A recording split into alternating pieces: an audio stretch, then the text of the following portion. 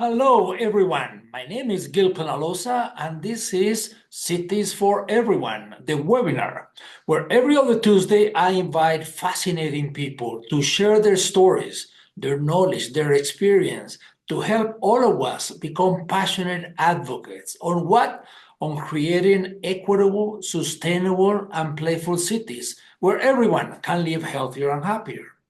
Originally, I'm from Bogota, Colombia, and now I've been living in Toronto, Canada for the last 25 years. And about 19 years ago, I created 880 Cities. Today, we have a very special session. We have an amazing guest, Mitchell Cohen. He has been social activist, successful developer, and also a musician. And he's going to talk about his experience in Regent Park, which he has put on a book in a lovely way, very poetic, lots of images, Rhythms of Change, Reflections on Regent Park, Revitalization. Mitchell, thank you very much for having accepted this invitation. We have hundreds of people from all over the world. We are eager to hear from your experience, to learn from it. So please tell us a little bit about yourself and the Regent Park revitalization. The power of collaboration, the power of partnership. Get this, literally, by 10 o'clock the next morning, we were well on our way to establishing that knowledge exchange hub that we had lobbed into the conversation from the podium of the conference 2 days earlier. Today, that hub, the World Urban Pavilion in Regent Park, is the center of gravity for global discussions about building healthy, sustainable neighborhoods and cities. Every single step of that walkabout revealed a small piece of the overall texture, each one representing a very complex web of collective effort. The book, Rhythms of Change, describes all of that. It also describes the delicate balancing act between aspiration and expectation on one side and practical reality on the other. The book, Rhythms of Change, also describes how our company came to be involved in the revitalization process. Now, I've had the privilege of leading the Daniels Corporation, a private sector real estate development company, for 40 years. Joining John Daniels' startup company in 1984, a company that has now developed and built just under 40,000 homes. The premise underlying everything that we've done as a private sector company is very simple. Our business can be a platform for progressive social change, delivering positive outcomes for all stakeholders. That's the premise. That's what we do as a company every single day. And that premise, where did it come from? That premise flows from a singular moment in 1973.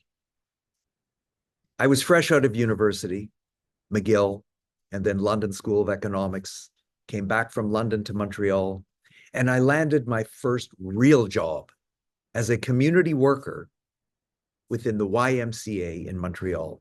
My job for YMCA, of course, was to deliver recreation programming within an area known as the Gardens Apartments. And you can see them right behind in that photograph. By the way, I'm the guy on the far right of the photograph wearing the toque and the leather kind of pouch satchel over my shoulder. My job was to deliver recreation programming in this very rundown housing complex in Côte Saint-Luc, which is otherwise a very affluent suburb in Montreal's West End. The entire YMCA assignment, however, was derailed when the landlord delivered eviction notices, giving his tenants 30 days to get out, to vacate homes that they had been living in for many, many years.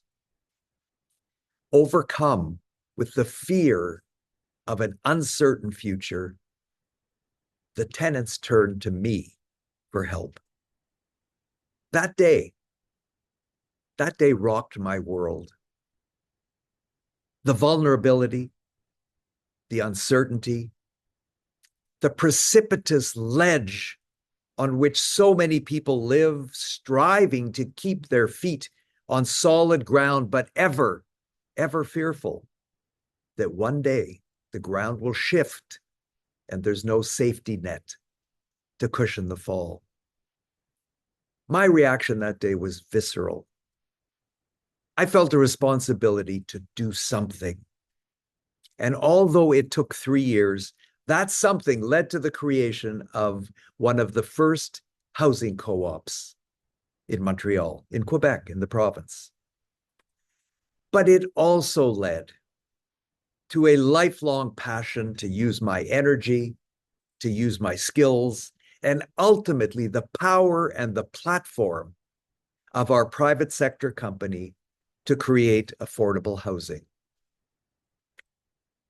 Let's fast forward a couple of decades to the year 2005, and news that the City of Toronto has decided to revitalize the 69 acres of the Regent Park community in downtown Toronto, to revitalize, to transform Regent Park, a highly stigmatized inner city neighborhood that had been cut off from the rest of the city by design. Built in the 1940s and 50s, Regent Park had been conceived with all of the best intentions under what was known at the time as a garden city planning model. The premise was very simple. Take out the streets.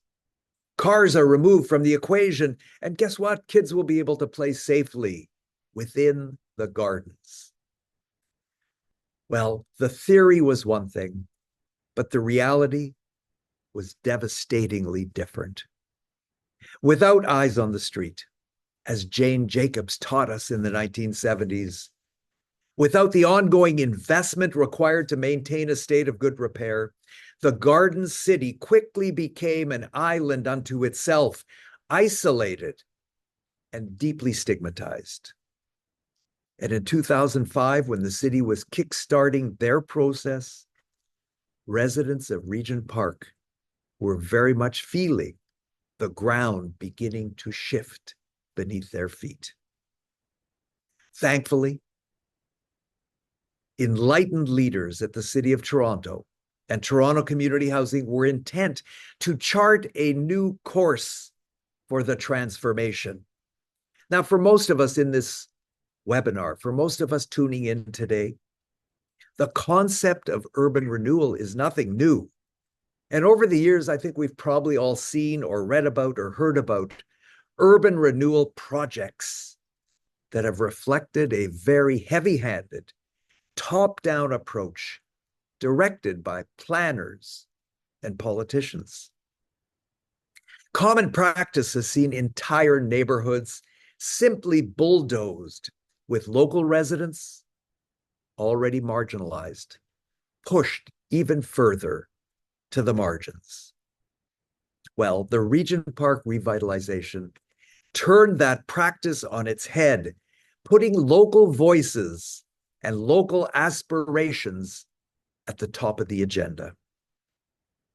Rhythms of Change chronicles how that happened, providing, in fact, a process roadmap that can be emulated in cities around the world. The book Rhythms of Change tells a community story, how local residents envisioned a better quality of life for themselves, their families, and their neighborhood, and how that vision was implemented. And my hope in writing this book is that all of you, every one of you tuning in today, and others who will read the book, will recognize your unique potential to make a difference, to become an agent of change, and then like residents of Regent Park, harness that potential to build healthy neighborhoods in which everyone is welcome, in which everyone belongs. I'd like to read one passage from the book. And this passage is actually the very first verse of the book. Verse 1, we call our chapters in Rhythms of Change verses, of course. This verse tells the story of an unforgettable moment. Verse 1. It was a cold but clear winter morning in early 2006, the day the demolition started. David Miller, mayor of Toronto, sat in the cab of a big machine near the corner of Dundas and Parliament, pulling on the levers that would tear a family's home apart. As I watched the big rigs do their damage, one longtime resident, a grandmother with tears in her eyes, told me that her family and their history were being erased. Her words hit me like a wrecking ball. I felt the weight of responsibility on my shoulders to do right by people who had lived in substandard conditions for decades, isolated from the outside world. Toronto Community Housing had promised residents a right of return, but at that moment, it was just that. It was a promise. It was a hope that the authorities would be true to their word and that residents would be able to come home to a new Regent Park. Standing next to me were the true visionaries of the revitalization: Diane McLean, Deborah Deneen, Deanie Peters, Neil Clark, Inez Garcia, Lloyd Pike, Soraya Ibrahim, and several hundred other residents, watching as their homes, their memories, and their lives were being torn apart. From that moment, our team was part of a large ensemble, playing a pivotal role, but always listening closely to the tones and the melodies of the other players.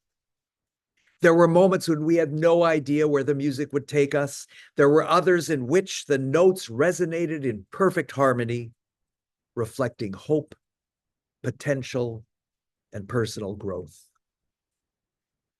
We planted our feet in the center of that process as the community was torn apart, and we were active participants in weaving it back together.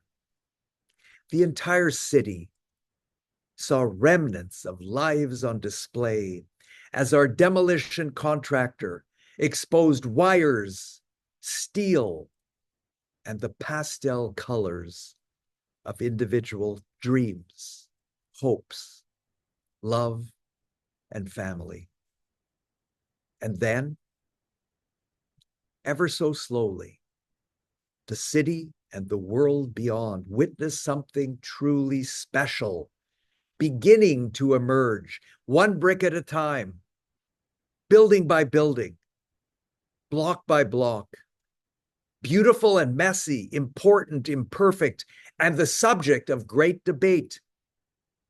Is revitalization a genuine attempt at redevelopment that respects the people and history of a community, or is it simply gentrification in disguise? Although I am telling this story from my experience and my perspective, this is, above all, a story of remarkable people who recognize the need for change and then, through their will and determination, shaped what that change would be. But it is also our story, the story of our company, diving into the unknown, connecting and collaborating with local residents and with our public sector partner, hand in hand with an ensemble of players from beyond the community, each bringing the best of their love to the composition. Thank you. Gil, there you Wow, go. Mitchell, fantastic. It's amazing. I have so many emotions going through my heart, my brain, my soul. Thank you for what you have shown. This is truly, truly inspirational. I'm so glad to have had the opportunity for everyone to listen directly from you. We've had over 300 people listening from all over the world, from Athens, from Nairobi, from Santiago, Chile, from all over Canada and the US. If you just read this, it's hard to believe that this is true, that is reality. It's almost too good to be true, but hearing it from you, who led along with the community, this has been amazing. And also the images. When those images, they say an image is 1,000 words, well, those were millions. By the way, I wanted to ask you, why is it that Regent Park was such a failure since when it was constructed till 2004? And I remember I arrived to Canada in the year 2000, and yeah, Regent Park was so stigmatized. People that were applying for jobs, they wouldn't even write their address in Regent Park because people would not want to hire anybody from Regent Park. But when it was built 50 years before that, they had good intentions. So what went so wrong?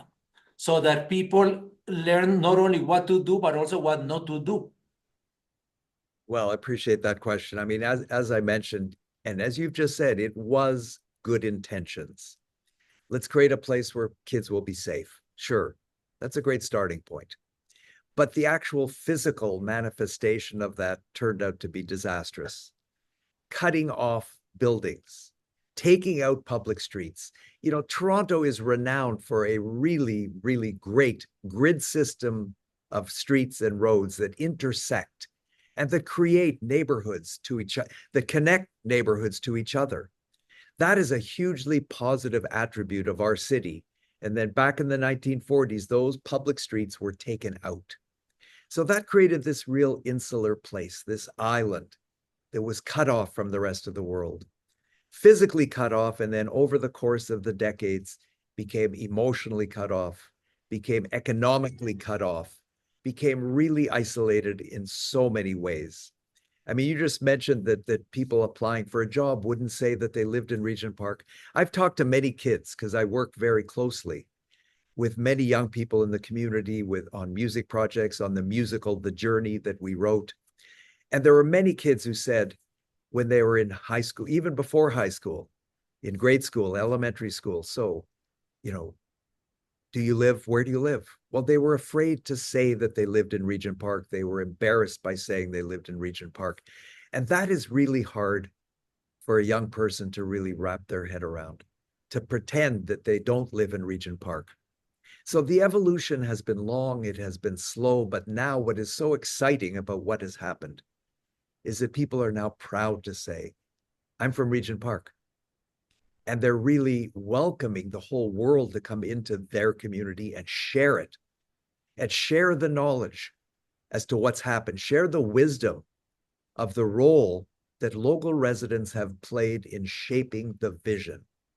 So it has been a long time in the making, but today, you know, people from around the world, as you've mentioned, come to Regent Park to experience not just the specifics of, you know, going to a movie in the big park at night and watching under the stars with 1,000 other people, but just walking the streets, and it's a neighborhood like any other neighborhood in Toronto. That's a wonderful thing, to be able to feel that sense of connectivity, integration with the rest of the city. And so nice that you mentioned over 71 languages spoken in Regent Park at a moment when the immigrants are being stigmatized around the world. Elizabeth McAllister is asking about how can the private developer still afford to be involved in affordable housing when most of the developers claim that it doesn't make any financial sense and they end up doing stamp size apartments. Very, very good question. Appreciate that. I mean, it's a kind of starting point for our business, as I said, that can we, no matter what we're doing as a private sector company, integrate affordable housing into what we're doing? The answer is yes. Now, it does require government investment. We can't do it on our own. Private sector alone can't create homes that are truly affordable. It has to be based on what we refer to as a whole of community approach to creating affordable housing. That means government has a role to play. Government has to invest in order to bridge the equity gap between the cost of creation of a house today, an apartment today, a home today, and the amount of mortgage that can be sustained based on a low, very affordable rent. There's an equity gap. Government has a role to play. Government abdicated that responsibility at the federal level in 1984 here in Canada, provincial level in 1995 here in Ontario. Today, the federal government is back into housing to some extent, but the programs they've unveiled over the last number of years haven't hit the mark. We're hopeful that they will recognize the absolute need to make investment in affordable housing, long-term investment, because that's an investment in the future of our country. So government has a role to play at the federal level. Municipalities have a very simple role to play. Every municipality has the ability, at least in Ontario, waive property taxes, waive development charges, incentivize the private sector to integrate affordable housing into every new building that gets built. That's what we're trying to do, create opportunities for integration. We're also talking to every municipality in the Greater Toronto area to say, okay, how do we do this together? I think, Gil, if anything, Regent Park has demonstrated the partnership model. Public-private partnership is what's needed to create this kind of outcome. That's what we need. We need people to understand it, to grab it, not to be afraid of the private sector, embrace the private sector as the delivery mechanism of the housing, not to be the landlord of the affordable tenants. That is the role of the not-for-profit sector. And there are many, many not-for-profit organizations here in Toronto, across the country and around the world that can play that role. But it's a partnership-based approach. Gil, there's one other element, and that's the philanthropic sector. And what we are very much hoping to achieve in the next months and a year or 2 years, bring the philanthropic sector to the affordable housing table.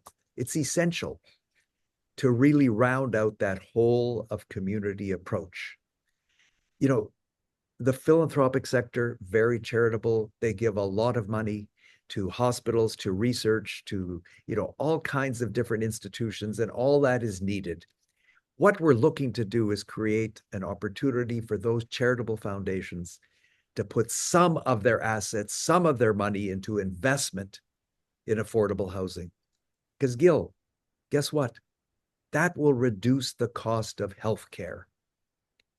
And that is what we need to be doing, is creating supportive housing, creating transitional housing, going back to that notion from street to home. We have to create homes that will significantly reduce the cost of healthcare. And that will be good for all of us. So there's a lot of work ahead. But Regent Park has demonstrated the benefit, the positive outcomes of a partnership-based model. No, and I love, this is so critical what you just said. We need all at the table. We need the private sector. We need the public sector. We need a non-profit, because working together, because this also is not left or right or anything. This is ridiculous. It's not about politics. We can truly make better communities. We invest billions and billions and billions of healthcare. The reality is that if we are not healthier, there is no healthcare system in the world that will be good enough. And there is nothing that will affect more on living healthier lives than our communities, than how communities are built. When you live on Regent Park, just as a normal part of everyday life, you do your 30 minutes a day, the 7 days a week. You socialize, you attend others, you have community gardens. So almost all of the elements that you need to live healthier, you have them without even realizing. And Mitchell, Karen Me was asking how many residents were there before and how many actually moved afterwards. So when we started in the partnership with Toronto Community Housing 2006, there were 2,083 homes, apartments, and townhomes in Regent Park. And that was about 5,000 to 6,000 residents. Now, the number of units has gone way up from 2,083. But the important thing, by blending in, by having market housing, condominiums, and market rental added through the revitalization, most importantly, at the very end of the process, there will be 2,083 rent geared to income homes that will be replaced. So back to that notion of right of return, every tenant living in Toronto community housing will have to move out to make way for the transformation, but will have that right to move back. That's a serious distinction between a gentrification and a revitalization. I pose that question in the book because I want people to really understand the difference. In a gentrification model, there is no right of return. There is no guarantee that someone moving back will have rent remaining geared to their income. Here there is. That's a huge distinction in Regent Park and what Toronto Community Housing is doing in other communities compared to what it used to be with urban renewal. Huge distinction. So in the end, there will probably be 7,000, 7,500 units overall. There'll be 15, 16,000 people living in the community. But most importantly, it'll be a community that will be mixed income, mixed use. I mean, mixed use was such an important principle for people living in Regent Park. When we became involved, when the Garden City was created, there was no bank, there was no grocery store, there was no those common commercial opportunities that one might have in a village. Didn't exist. It was all residential housing. It was all rent geared to income housing. So mixed income, mixed use, very, very important, but also a mixed demographic as well. You know, on this call, I've seen there's a number of people who live in the Sumac by Chartwell, which is a residence for older people. But the key to the Sumac and integrating that kind of opportunity for older people is that that opportunity does not really constrict people within the building. The whole notion was to have older people live in the community, but have access to the entire community, to be engaged, to be involved. And the Sumac and the residents of the Sumac, some of whom are on this call, hello to all of you, are involved in the community, in the neighborhood association, on various committees, bringing life to the neighborhood beyond the boundaries of their building, which would be kind of what many, many older residents for older people have done in the past. And Mitchell, Hazel's Colin is saying that she lived in Copenhagen and saw the ghetto list and how the ghetto list stigmatized people in many ways similar to Regent Park.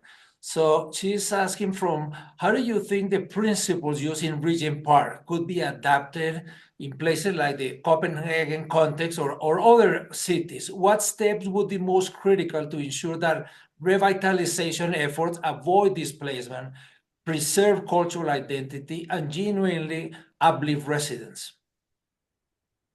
So I think, you know, what I've referred to in my talk a few minutes ago and in the book is a process roadmap. Every community is different. Copenhagen will be different than Toronto, than Regent Park, or even neighborhoods within Regent Park. Sorry, neighborhoods in Toronto. What is truly important, the starting point, is to go into a neighborhood and listen and learn. What are the issues? What are the challenges? How can a transformation address those challenges, putting the aspirations of the tenants at the top of the agenda, not as an afterthought, not as like, oh, yeah, and we should also think about this, but rather develop a set of principles for every neighborhood, make those principles unique or understand that every community is unique, and then find the pathways that will achieve the outcomes that those principles are set up to establish. I think, you know, there's no one answer. The answer is to listen deeply and find the path forward that will be unique and that will really respond to local neighborhood issues and local neighborhood aspirations. So a little bit following on that, and by the way, people, the chat is open. Keep writing on the chat. Once we are in at noon, I'll leave the chat up for a while so you can read some of that. But following on that, Mitchell, Sarah Forelli is saying that this is a beautiful story. But how did the planning for the park spaces, the civic buildings come about? How did you speak about the commercial areas? How are they located? Because it was such a complicated community, stigmatized, many of them low income, having to do 2 and 3 jobs. How were they able to participate? Because I've seen that our community engagement system is broken. I was at one in Toronto that they were talking about a skateboard park in a low income area for visible minority, and they were doing the citizen engagement at a 5-star hotel at 7 p.m. on a weekday. Of course, everybody there was over 40, very white, very wealthy, because they only talk about skateboard parks in Tokyo and Melbourne and Copenhagen. If you honestly want to listen to those 14-year-olds that are going to use it, you need to go to the schools and bring some pizza and juice. So what was the process? Can you give a couple of examples on how did you deeply listen to the community that was there? Absolutely. I think, Gil, it really started with the team at Toronto Community Housing. And I think I saw that Mark Guslitz is part of this call. Hello, Mark. Mark was involved at Toronto Community Housing in the early days when the decision was made about how to do that deep listening. Now, I mentioned the number of languages that are spoken in Regent Park. Mark and the team from Toronto Community Housing said, if we're going to do a community meeting, we need to have simultaneous translation, which they coined whisper translation within a community meeting. So there were, I believe, 7 different language groups and translators in each of those groups.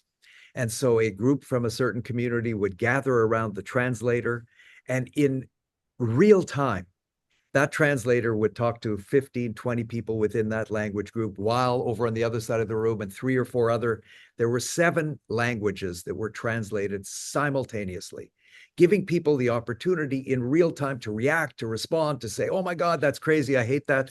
And what about this idea? It was really so amazingly done. That is a model, that listening model in diverse communities. But then take it to the next step. The park in Regent Park was going to be originally in phase 5. In our discussions with Mark, with Derek Ballantyne, with John Fox, and others at Toronto Community Housing, we said the park needs to be now. We need to bring the park into phase 2. And the team from Toronto Community Housing said, great, let's do that. And then together, Toronto Community Housing and ourselves, our team, and Parks and Recreation from the City of Toronto developed a real amazing consultation process. And how it worked is that we set up in a community center about 15, I think it was, tables. And those tables had 10 seats around them. And then at each table, there was a host of different opportunities as to what might go in the park. Photographs of a basketball court, photographs of an off-leash dog area. And people began to jam at each one of those tables as to what are the elements that we need, that we want, that have to go into the park. That process resulted in a wish list, a design wish list that was very, very well thought through, utilizing really the sentiment of the community as to what was important. And then Parks and Recreation with Toronto Community Housing and ourselves distilled all that into a plan, came back to the community several times, fine-tuned that plan with input from the community, and ultimately the big park in Regent Park was the result. And it's a phenomenal gathering place with the bake oven, with the community gardens, with the off-leash dog area, with a big gathering place to watch movies under the stars. All of that came from the community consultation, which was robust, it was real, it was set up not just to tick a box, but to actually listen deeply to what people wanted. One of the outcomes from that is that there was a huge desire and demand for athletic grounds, for a basketball court, for a running track, for a place to play soccer. And the park couldn't accommodate that. It just didn't have enough room to do everything. So that's what set us on a mission to try to find a way within phase 3, the next phase, to incorporate athletic grounds. And there, what we did is we looked at the plan. I took out my whiteout. I erased a number of buildings on the plan, took it to Mark and the team at Toronto Community Housing and said, hey, we can do this. We can move density around. The buildings haven't been built. And if they haven't been built, we can still massage the plan. We can make it better.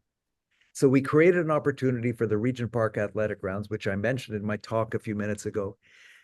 Walking into those athletic grounds, when the lights come up, it is a magnificent experience because they weren't in the plan, but collectively through the voice and the will and the aspiration of the residents, we were able to do it together.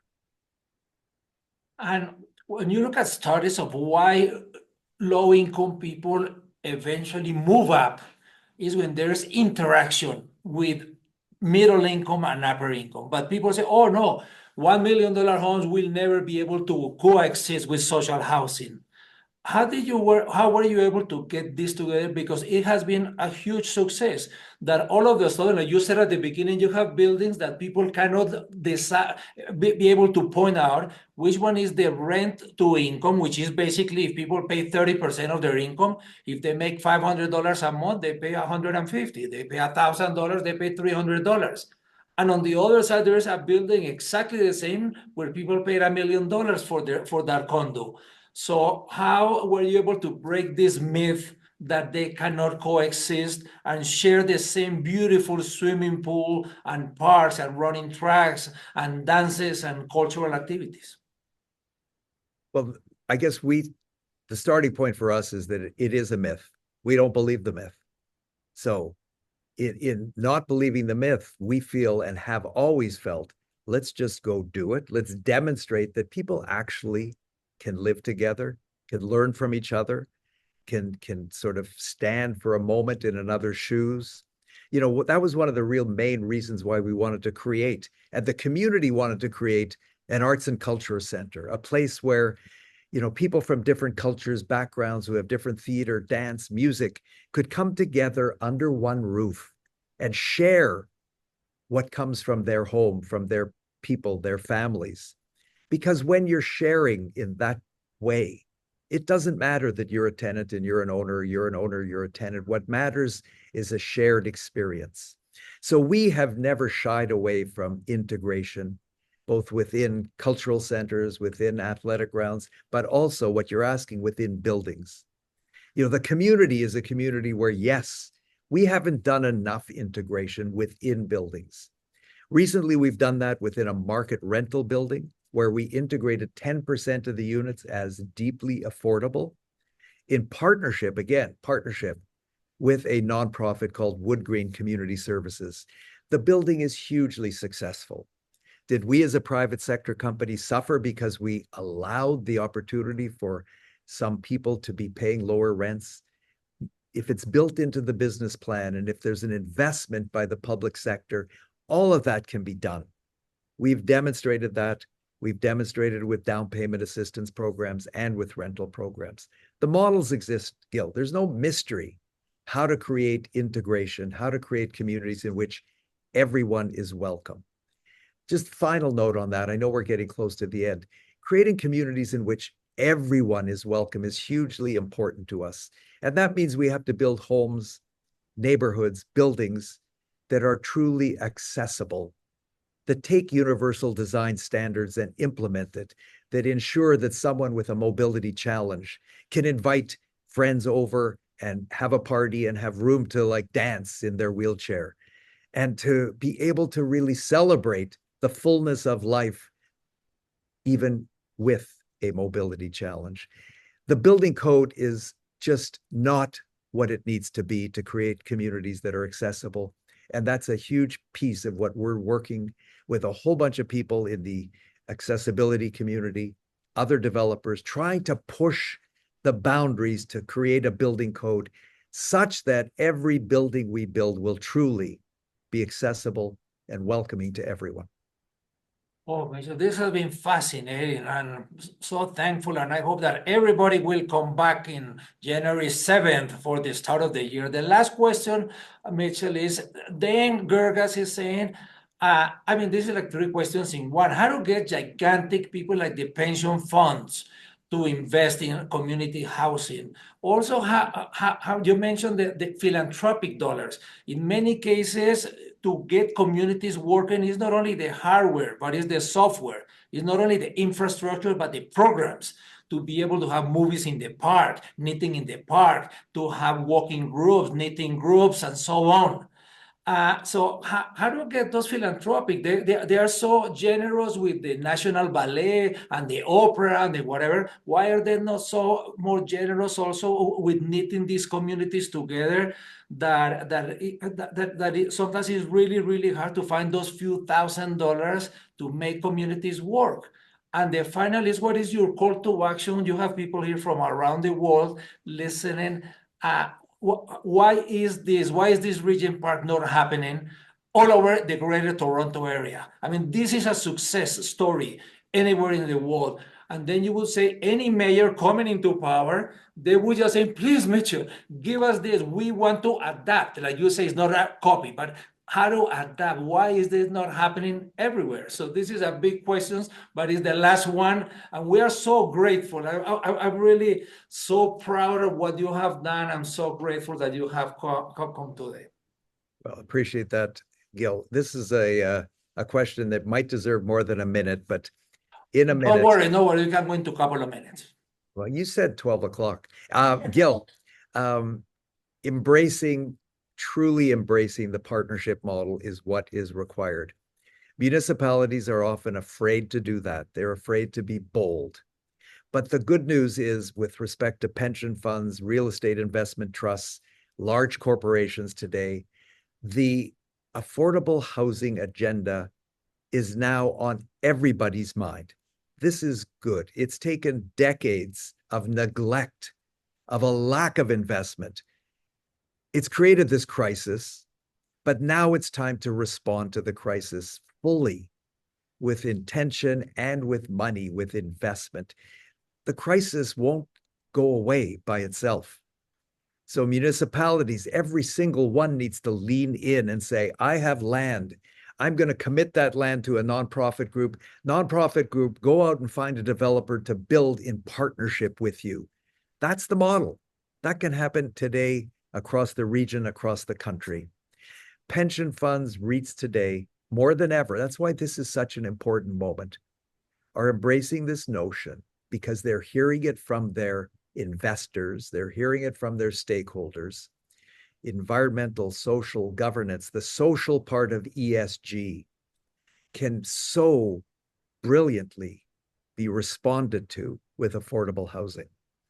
So if a corporation today is saying, we are ESG champions, I challenge everyone listening to this call to go knock on their doors and say, commit some of your ESG dollars to actually creating affordable housing, making an investment. And one family will benefit and 10 families will benefit. And it's generational, sort of exponential positivity that will flow from that. So let's all go out and knock on all of those doors together.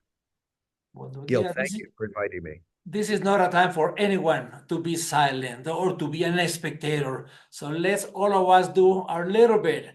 Mitchell, thank you very much for having been such a magnificent guest, for having shared this beautiful story that actually has made such a huge impact on so many people. And I hope that this will be a seed that will germinate and bloom everywhere. Thank you. Have a wonderful day. And everyone on the call, see you next year. Thank you, Gil. Bye-bye. Thank you, Mitchell. What a great presentation. You really touched my heart, my brain, and especially my soul, seeing how this community was transformed, involving everyone, people in 77 different languages, people from all over the world, who were living in a low-income area, very stigmatized. I mean, people wouldn't, when they were trying to applying for work, they wouldn't even say that they were living in Regent Park because no one wanted anything to do.